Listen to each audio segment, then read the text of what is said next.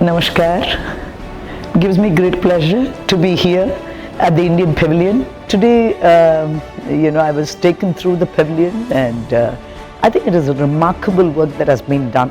I think they've touched almost every sector that we can think about, from the arts, culture perspective, IT perspective. So I'm sure many of them who visited would be having a fantastic feel as they go through the Indian Pavilion.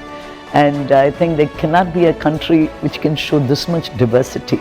I think it's one world. I would think India itself, Bharat, looks like one world to me, because we have so many languages and cultures and dialects that we have, and different aspects to food, to our yoga, to scriptures, to the temples.